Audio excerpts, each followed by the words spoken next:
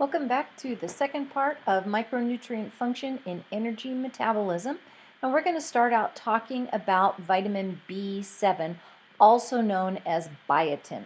And you might have heard of biotin before because people talk about it a lot for strengthening hair and nails and skin. But we need biotin for cellular respiration, and it is a cofactor for some carboxylase enzymes, and biotin plays a role in gluconeogenesis, which is converting fats and proteins into glucose. So it's important in metabolism of fats, proteins, and carbohydrates, as well as the synthesis of fatty acids. And our adequate intake is about 30 micrograms per day. Now, the bacteria in our gut make some vitamin B7, but we're not sure exactly how much, and it's kind of unclear how much is absorbed. And but you probably don't need a lot of this in your diet. So most foods have some vitamin B7, but foods that are rich in protein like egg yolks and peanuts and cheese are very high in biotin. So again, the adequate intake is 30 micrograms per day, and food supplies about 40 to 60 micrograms per day on average, depending on what it is that a person is eating. So again, some good food sources would be meat and fish, poultry, enriched cereals, potatoes, milk and milk products, and then fruits and vegetables are a little bit less absorbed as far as how we get our vitamin B7, and it is very heat and alkaline sensitive. So really good source of biotin is liver, and then hard-boiled eggs and peanuts. These others are not as great of a source. Strawberries and sweet potatoes, close to 10%. Biotin deficiencies show problems with hair loss, and you can see blood vessels, inflammation going on there. And these deficiencies can come from things like chronic anticonvulsive therapies, long-term antibiotic therapies, colon surgeries where somebody may have colon cancer, for instance, and have to have parts of their colon removed. Excess raw egg white consumption, which is kind of interesting. Egg whites have a chemical or protein in it called AUDINE, and that protein inhibits biotin absorption and the use of biotin by the body. And cooking decreases AUDINE by 60%. So that heating up that protein helps to break the protein apart, and then we're able to absorb and utilize the biotin. Smoking can lead to some deficiencies, and then there can be some metabolism issues for people where they're not able to utilize biotin appropriately. So deficiency symptoms are, again, that hair loss, dermatitis, eczema, inflammation of the eyelids or the conjunctiva, seizures, ataxia, paresthesia, anorexia, leading also to nausea and vomiting, and then depression, scaly skin, changes or swelling in the tongue and the lips, even anemia, muscle pain and weakness, poor growth. So this just shows you all of the different areas of the body that biotin is affecting. So folate is the next B vitamin, and this is vitamin B9. And folate is also a coenzyme, and it helps with DNA synthesis. An anti-cancer drug called methotrexate is going to lead to folate deficiencies. And homocysteine metabolism is lowered with folate, and we're still going to talk in depth about homocysteine. Neurotransmitter formation requires folate, so those neurotransmitters would be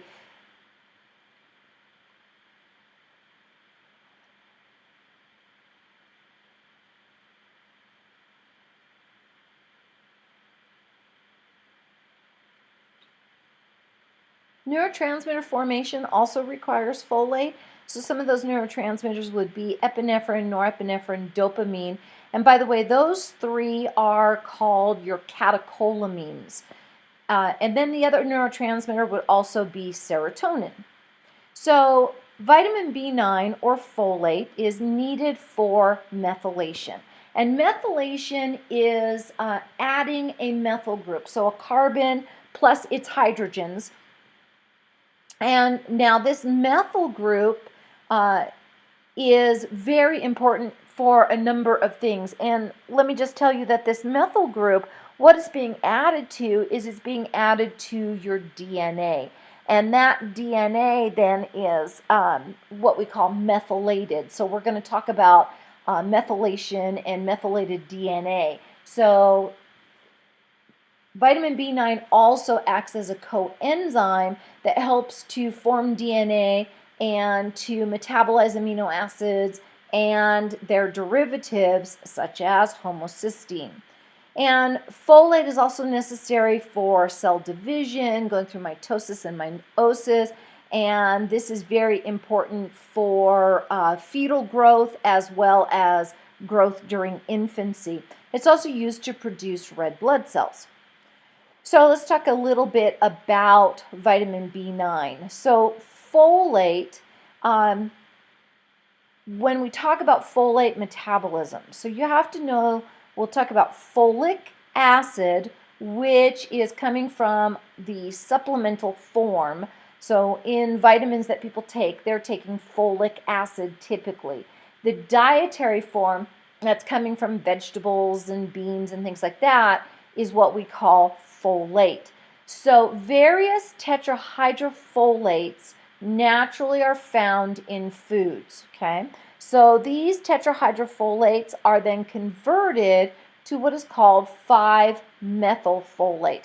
And this is the active form that can work in the body to do this methylation and cause methyl groups to bind to DNA.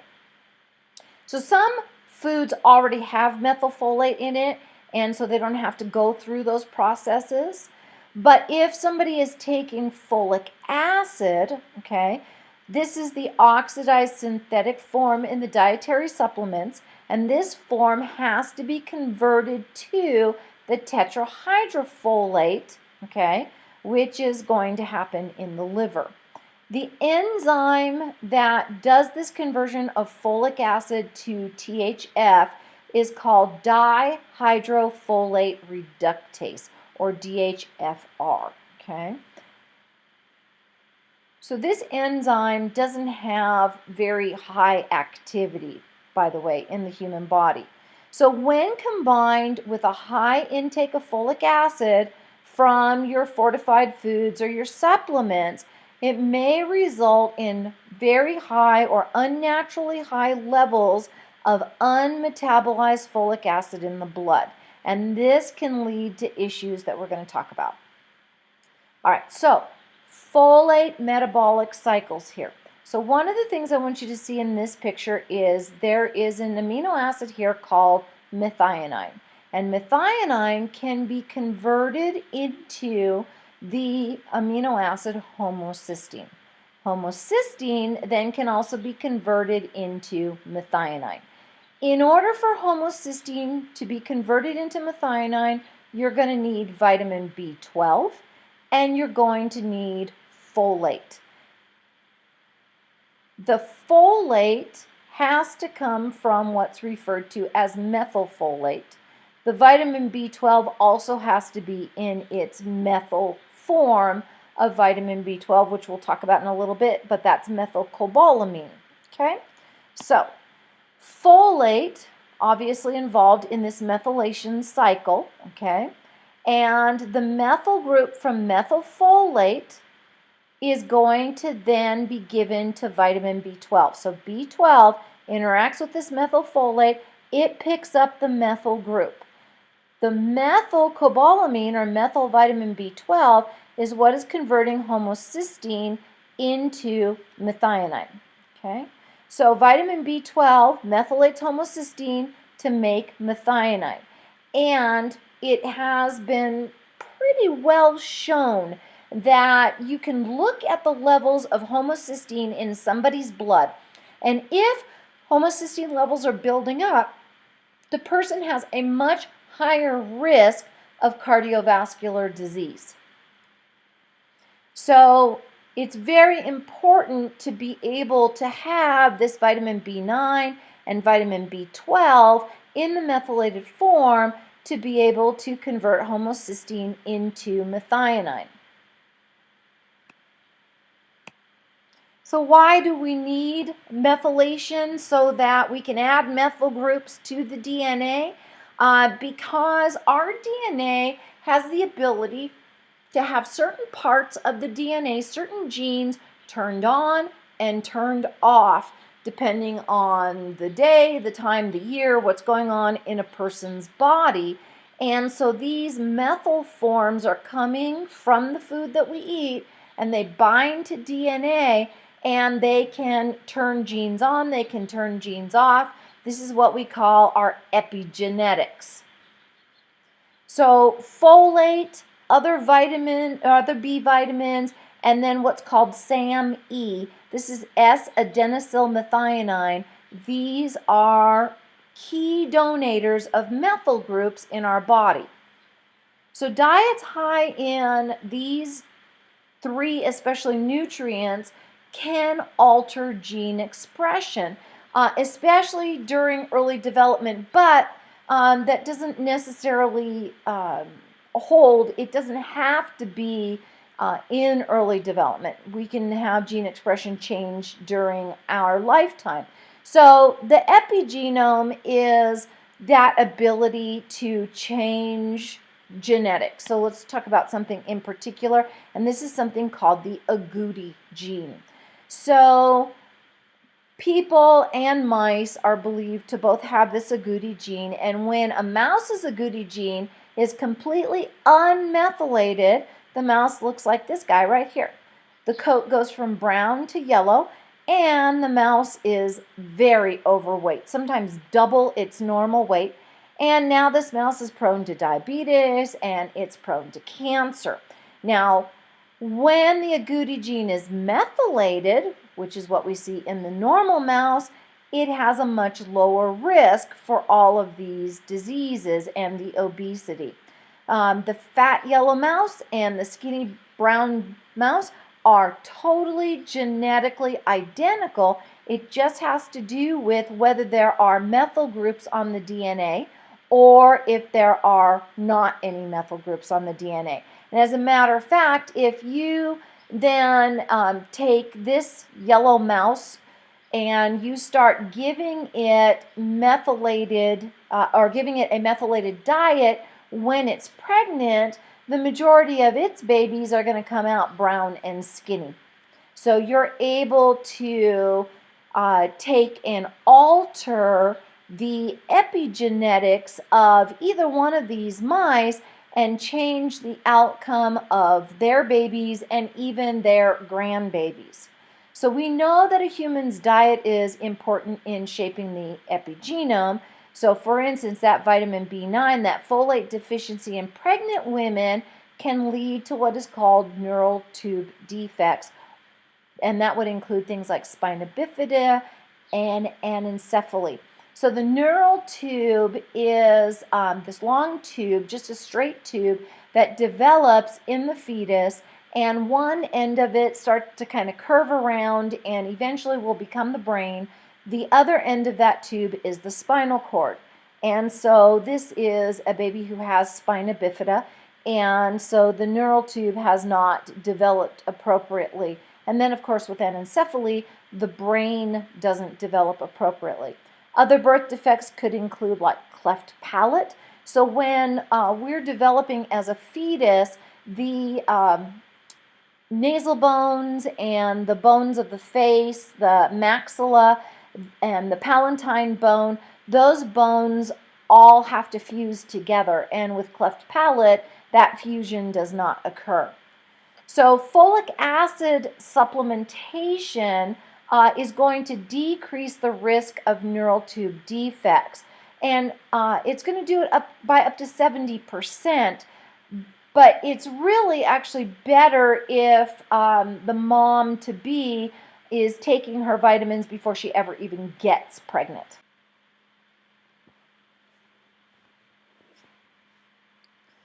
So these vitamins you need to make sure have folate in it because it's more bioavailable.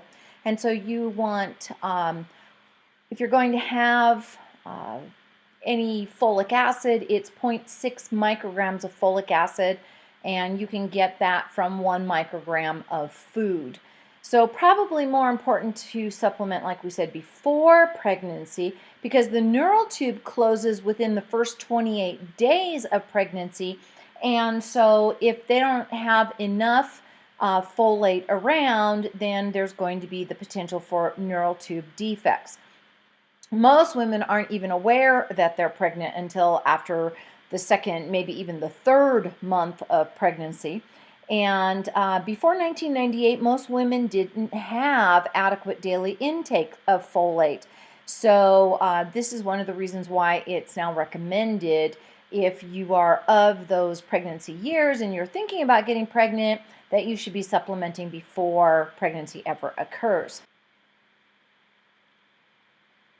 In early stages of red blood cell synthesis, immature cells can't divide because they can't form new DNA because they don't have enough folate. So what happens is, because they don't divide but they're still growing, those red blood cells remain very large, and so we call that megaloblastic. And this is then considered megaloblastic anemia, or sometimes less often you'll hear it called folic acid macrocytosis. And again, macrocytosis means that the cell is too large.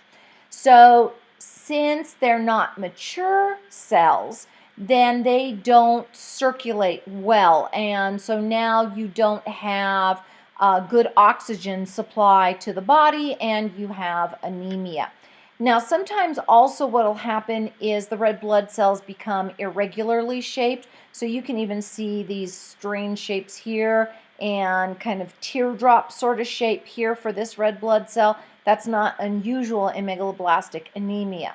And then even here, this is a neutrophil, and right here, and you can see that the nucleus of this neutrophil has many more segments than normal. So the neutrophils also are affected by this, and they're too large, and so they have a hypersegmented nuclei.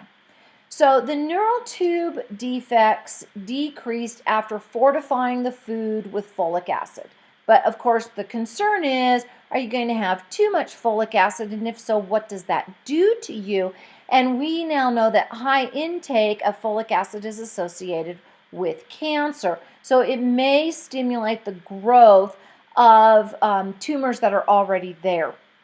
So fortification of foods in several countries like the U.S.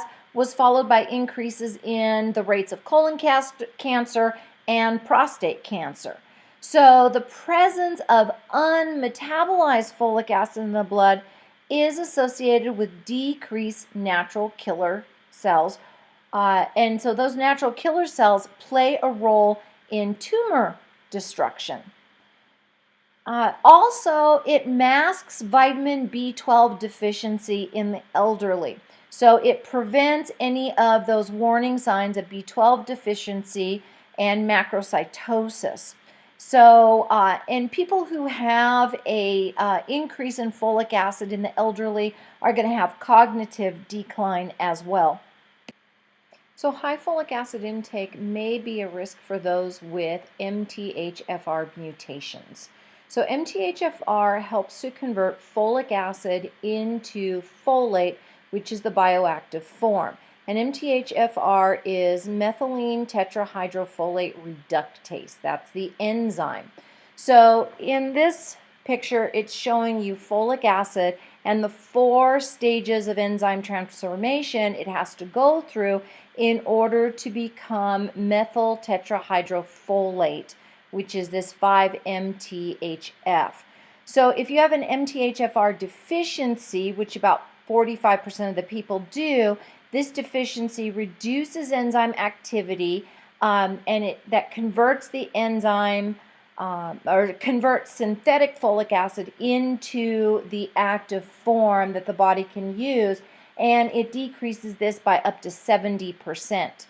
Now, the reason that we need it to be methylated like this is, again, because remember that homocysteine has to be converted into methionine, and we don't want a high level of homocysteine here. And so we have to take that 5-MTHF and convert that into tetrahydrofolate in giving that methyl to our vitamin B12 in order for the homocysteine to become methionine. So if you don't have this MTHFR, homocysteine levels are going to rise in the system. And again, we believe this has a lot to do with cardiovascular disease. So at least 45% of people in the U.S. have one copy of a mutated MTHFR gene, and that decreases conversion by about 30%. And then this shows you some of the other things that an MTHFR mutation could also be involved in. So there's a lot of potential problems that could happen, including like autism that has to do with this. And again, between 45 to 50% of the population in the United States has this genetic defect. So what might be done for MTHFR mutations? So first of all, you get tested to see if you have this, and then you need to avoid anything that is enriched with folic acid, because you can't convert that folic acid to folate. So you have to stay away from pastas and dried cereals and breads, which just sounds like a fun thing. And problem is, most people don't know they even have this mutation. And so you want to also avoid supplements with folic acid, and make sure your vitamin B already has the 5-MTHF types of folate, the 5-methylfolate, and also methylated B12, because you can't do that conversion. And then you want riboflavin in the form of coenzyme FAD as well. So vitamin B2 has to be in the form of FAD for people who have MTHFR for this to work. And T4 or thyroxine regulates B2 conversion to FAD. And so if somebody has thyroid dysfunction, like hypothyroidism, MTHFR does not work well, even if you have a normal genotype. So there have been problems with overmethylation, so be careful, because you might be one of the people who don't have this problem. So you really need to be tested before you go out and start doing the methylation, taking the methylated B12 and B9. So food sources of folate would be liver, and then all those fortified things like the breakfast cereals and the grains. You can also get this from legumes or from vegetables, and you want to keep it away from heat or ultraviolet light oxidation. And for most people, the synthetic form is better absorbed. So the recommended daily allowance for folate is 400 micrograms per day for adults, 600 micrograms per day for pregnant women. The average intake of folate is below the RDA. Excess can mask, we talked about this, vitamin B12 deficiency. The upper level is set at about 1 milligrams. All right, so vitamin B12, this is going to be our last B vitamin, also known as cobalamin. Methylcobalamin is the active form, but most of your supplements are going to have cyanocobalamin in them. And so if you have that MTHFR, you're going to have to look for a supplement that has the methylcobalamin. It's the only vitamin containing a mineral, which is cobalt. The recommended daily allowance is 2.4 micrograms. So some of the functions of vitamin B12, it's important, what you talked about in that methylation cycle, keep homocysteine levels low. We need this for cellular respiration. It is also necessary to produce red blood cells, as well as certain proteins. It helps in, excuse me, in the maintenance of the myelin sheath. So if any of the steps of absorption fail, we can see a drop of 1 to 2%, but usually you don't see big deficiencies right away because vitamin B12 can actually be stored in the liver. So it takes a lot, though, to catch up once that deficiency does occur. So you may have to have a person who is going to get injections of B12, or there's also like a nasal gel of B12 that you can use, or sometimes they give you supplements that are in mega doses, like 300 times the recommended amount, that can be absorbed. Now, vitamin B12, in order for absorption to occur, you are going to need something called intrinsic factor. Now, intrinsic factor is produced by the parietal cells, and you cannot absorb B12 unless you make this intrinsic factor. And there are some people who they have a genetic problem with intrinsic factor in that they have an autoimmune disease where their immune system is attacking the parietal cells and they have a decrease in the production of intrinsic factor, so they can't absorb that B12. And we're going to talk about this. This is called pernicious anemia. Now, we also see B12 problems in people as they get older because they don't seem to make as much intrinsic factor as they used to. People who are vegan, they're definitely going to need to supplement their diet with vitamin B12 because we get a lot of vitamin B12 from meat products. Breastfed babies who are from mothers who are vegan, they can have diminished vitamin B12 as well because they're getting it through the breast milk. And if mom's vegan and she's not taking supplements, that baby might not get enough B12. So you have brain growth problems, spinal cord problems, and of course that may lead to intellectual development problems.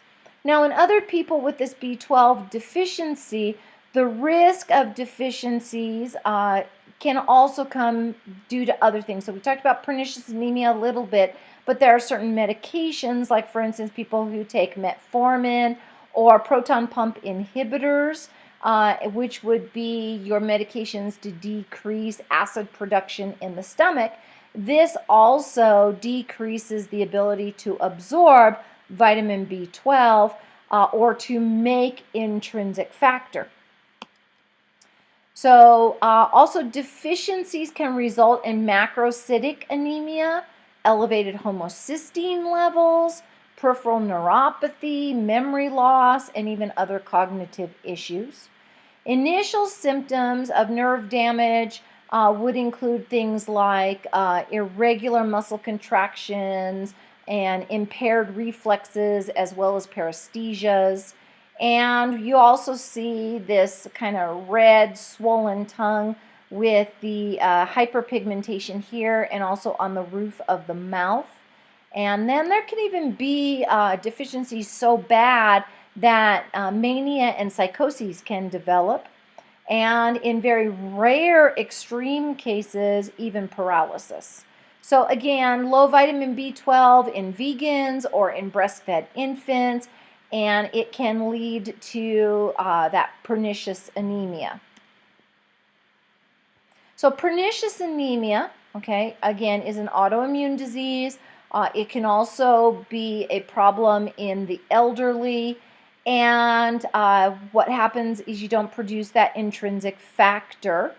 And so you have the macrocytic anemia where the red blood cells are very large, and that leads to all of the other problems that we talked about with the sore mouth and the depression and apathy. I don't have enough oxygen going around to the system, so I also have peripheral neuropathy and weakness, and then even potentially heart failure.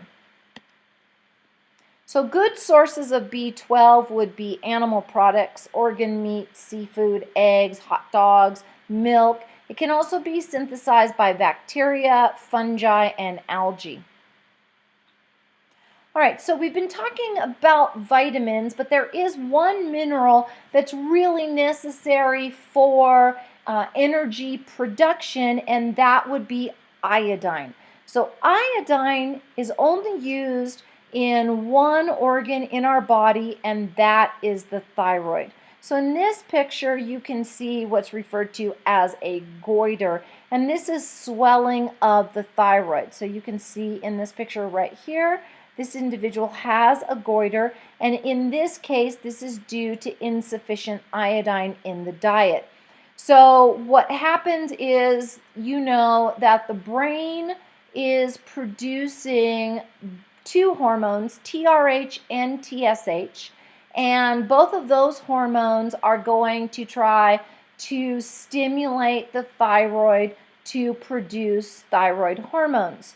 However, if there's not enough iodine, you can't produce those thyroid hormones. So we have T3 and T4. And the reason they're given 3 and 4 is because those two hormones have iodine in them, and there are 3 parts of iodine in T3, triiodothyronine, and in T4, there's 4 parts of iodine. And so if you don't have enough iodine, you can't produce T3 and T4. And so the brain goes, oh man, there's not enough T3 and T4. Let's try to get the thyroid to function at a higher rate. We'll make more TRH, we'll make more TSH, we'll try to get the thyroid to make more T3 and T4, but instead what happens is the thyroid swells, and so you get this goiter. So the thyroid is going to regulate your metabolism and growth. So if you don't have any T3 or T4, or you don't have enough of it, you're going to have a slow metabolic rate and slow growth. So again, that causes your goiter, but you can also have cretinism, which is that slow growth. So during pregnancy, the fetus is not growing appropriately, and if the baby does survive, is typically not going to grow well after the fact either, and may have failure to thrive, may have a type of dwarfism going on, and will be very small if they survive.